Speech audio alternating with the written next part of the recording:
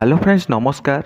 तो फ्रेंड्स देखंतु आधार ऑफिस रे आसला बहुत बड़ भर्तीटी समस्त कैंडिडेट पाई दरमा रोचे एतिर आपनकर 18,000 प्लस दरमा रोची समस्त कैंडिडेट पाई।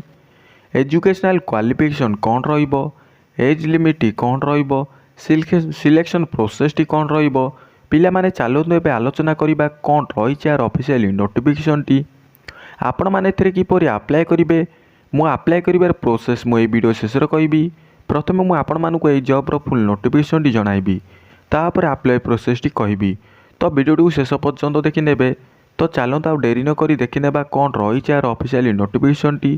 फ्रेंड्स जदि आपण माने एई भली भाबरे निज जिल्ला एवं पंचायत रे आसुथिबा निज निज सरकारी जॉब रो न्यूज जानिबा पई चाहुचंती तेबे हमरो चैनल टी को सब्सक्राइब करि नियंतु एवं वीडियो टी को गोटे लाइक करि दियंतु। फ्रेंड्स देखो ये जॉब टी अप्लाई करने को आपण मैंने प्रथम निज मोबाइल माध्यम गूगल क्रोम टी ओपन करेंगे।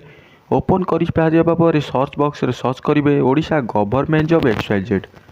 Odisha government job website T search कर सारा पर फ्रेंड्स देखो fast job T website T show कर ओडिशा गवर्नमेंट जॉब उपर क्लिक करूँ।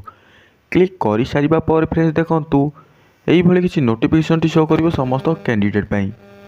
देखो फ्रेंड्स यही किसी वेबसाइट टी शो कर समस्त कैंडिडेट पाई। आपण मैंने डायरेक्ट तलू तलू स्क्रॉल करेंगे। देखो आधार कार्ड ऑफिस भरियस पोस्ट रही समस्त कैंडिडेट पाई यही उपरे क्लिक करूँ। क्लिक कर सारा पर फ्रेंड्स देखो यही किसी नोटिफिकेशन टी शो कर एवं देखो फ्रेंड्स एथिरे आपण माने किपरि अप्लाई करेंगे मु वीडियो डिस्क्रिप्शन रे भी अप्लाई लिंक टी दे सारी सेठाकू जाई अप्लाई लिंक उपरे क्लिक करि परिबे। क्लिक करी डायरेक्ट आपण माने एठी विजिट करि परिबे।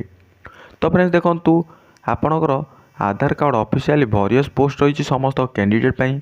दशम प्लस टू पास रही समस्त कैंडिडेट पाई। सैलरी 95,000 प्लस मिल सैलरी समस्त कैंडिडेट पाई। देखु ऑर्गेनाइजेशन नेम टी कौन रही UIDAI आपणकर ऑर्गेनाइजेशन नेम टी रही। टाइप ऑफ जॉब टी परमानेंट रोची। कैटेगरी सेंट्रल गवर्नमेंट जॉब टी रोची समस्त कैंडिडेट पाई। नेम ऑफ द पोस्ट देखो भरियस पोस्ट रही। एप्लिकेशन मोड टी ऑनलाइन रही। Who can apply all India candidate पिला माने आवेदन करि परिबे एई पोस्ट को।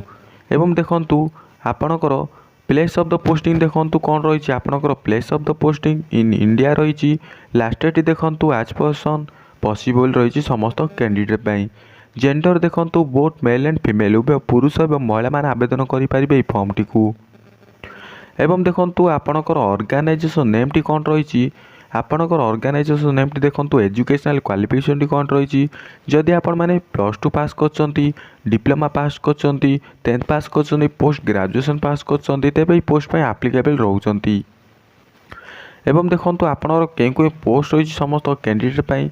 देखंतु आपणकर रीजनल ऑफिसर रही, सेक्शनल ऑफिसर रही, डिप्यूटी डायरेक्टर रही, SR अकाउंट ऑफिसर रही, असिस्टेंट अकाउंट ऑफिसर रही, DY डायरेक्टर रही, अकाउंटेंट पोस्ट रही, स्टेनोग्राफर पोस्ट रही, असिस्टेंट एवं अदर पोस्ट रही समस्त कैंडिडेट पाई। एज लिमिट कौन रोची फ्रेंड्स देखो एज लिमिट समस्त कैंडिडेट पाई कौन रोची। मिनिमम एज 18 वर्ष रही। मैक्सिमम एज टी मेंशन करा जाए नहीं। एज रिलैक्सेशन टी बहुत भल रही गवर्नमेंट रूल अनुसार। ओबी स्टूडेंट पाई 3 वर्ष रही। ST SC PWD पाई 5 वर्ष रही। एक्स सर्विसमैन पाई 5 वर्ष रही। PWD प्लस SC ST पाई 15 वर्ष रही आपंकर एज रिलैक्सेशन टी। सैलरी देखो फ्रेंड्स कौन रही सैलरी टी समस्त कैंडिडेट पाई। देखो आपंकर सैलरी 18,000 रु 95,000 पर मंथ सैलरी मिल पार। सिलेक्शन प्रोसेस देखो candidate selected by the process of no exam कौन एग्जाम रोनी। नो स्किल टेस्ट कौन भी स्किल टेस्ट हम ना। डायरेक्ट आपंकर डॉक्यूमेंट वेरिफिकेशन रहिबो। डॉक्यूमेंट वेरिफिकेशन पर आपण माने सिलेक्शन रहउचंदी समस्त कैंडिडेट पिला माने।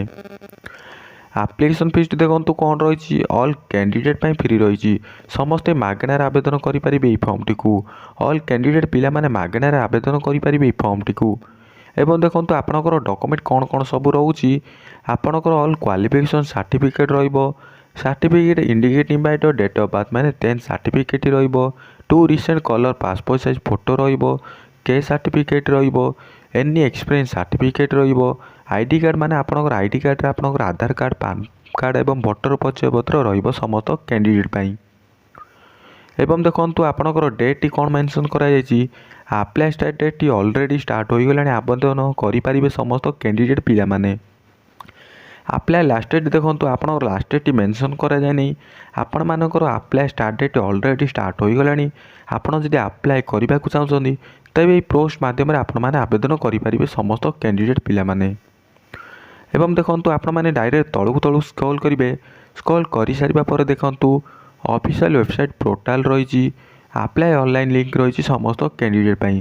ତ ଫ୍ରେଣ୍ଡସ୍ ଦେଖନ୍ତୁ ଆପଣମାନେ ଯଦି ଅଫିସିଆଲ୍ ୱେବସାଇଟ୍ କି ଭିଜିଟ୍ କରିବାକୁ ଚାହୁଁଛନ୍ତି ତେବେ ଏହି ଉପରେ କ୍ଲିକ୍ କରନ୍ତୁ। ଆପଣମାନେ ଅଫିସିଆଲ୍ ୱେବସାଇଟ୍ କି ଭିଜିଟ୍ କରିବାକୁ ଚାହୁଁଛନ୍ତି ତେବେ ଏହି ଉପରେ କ୍ଲିକ୍ କରନ୍ତୁ। ଦେଖନ୍ତୁ ଫ୍ରେଣ୍ଡସ୍ କ୍ଲିକ୍ ହିୟର୍ ଉପରେ କ୍ଲିକ୍ କରିସାରିବା ପରେ ଆପଣମାନେ ଡାଇରେକ୍ଟ ୱେବସାଇଟ୍ ଶୋ କରିବ, UIDAI ଆପଣଙ୍କର ୱେବସାଇଟ୍ ଶୋ କରିବ। ଏହିଭଳି ପ୍ରୋସେସ୍ ମାଧ୍ୟମରେ ଆପଣମାନେ ଆବେଦନ କରିପାରିବେ। ଯଦି ଆପଣମାନେ ଡାଇରେକ୍ଟ ଆପ୍ଲାଏ କରିବାକୁ ଚାହୁଁଛନ୍ତି ତେବେ ଲିଙ୍କ୍ ଉପରେ କ୍ଲିକ୍ କରନ୍ତୁ।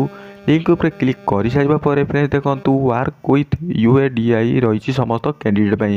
ଦେଖନ୍ତୁ ଆପଣଙ୍କର ୱେବସାଇଟ୍ ଶୋ କରୁଛି। ଆପଣମାନେ ଏହି ପ୍ରୋସେସ୍ ମାଧ୍ୟମରେ ଆପଣମାନେ ଆବେଦନ କରିପାରିବେ। ତ ଫ୍ରେଣ୍ଡସ୍ ଏହି ପ୍ରୋସେସ୍ ମାଧ୍ୟମରେ ଆପଣମାନେ ଆପ୍ଲାଏ କରିପାରିବେ। ଯଦି କିଛି ବି ଡାଉଟ୍ ରହୁଛି ତେବେ କମେଣ୍ଟ କରିପାରିବେ। ରହୁଛି, ଦେଖା ହେବା ଆଉ ଗୋଟେ ନୂଆ ଭିଡ଼ିଓରେ। ଜୟ ଜଗନ୍ନାଥ।